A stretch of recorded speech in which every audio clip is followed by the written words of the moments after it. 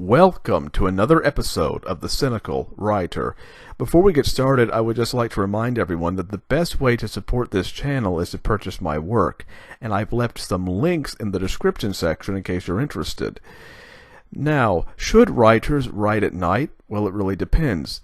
If you're a morning lark, then you probably shouldn't write at night, because obviously you gain your energy from writing during the day. But if you're a night owl like myself, then of course you should write at night.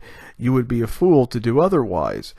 And I often find the night to be very tranquil and relaxing, mainly because the night arouses my creative sensibilities in a way that the day simply does not.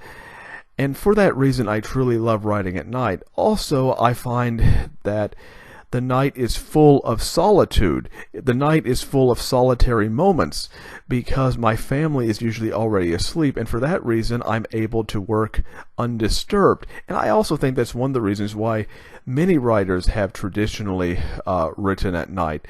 And writers writing at night, that goes back thousands of years, probably. It's false to assume that writers writing at night are a product of the modern electricity era. Even Edgar Allan Poe probably wrote at night using gas lamps as his light source. So, of course, writers should write at night if they feel so inclined to do so. Unfortunately, even in the modern era, there's still very much a stigma against writers writing at night, or just night owls in general, because day people often assume that if someone sleeps during the day, that means they must be lazy, but that's simply flawed logic. While the day people are asleep, night owls are up working.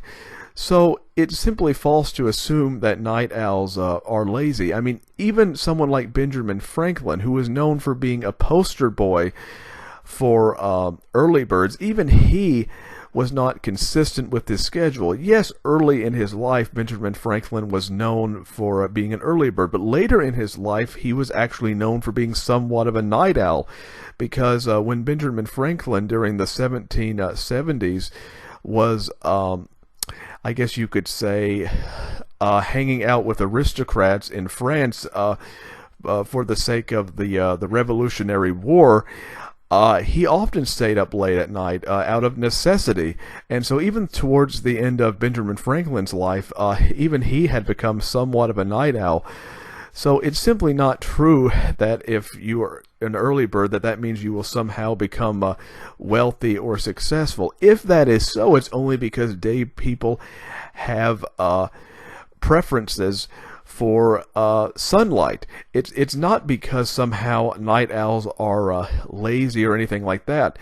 A lot of it has to do with the fact that day people won't give night owls proper job opportunities.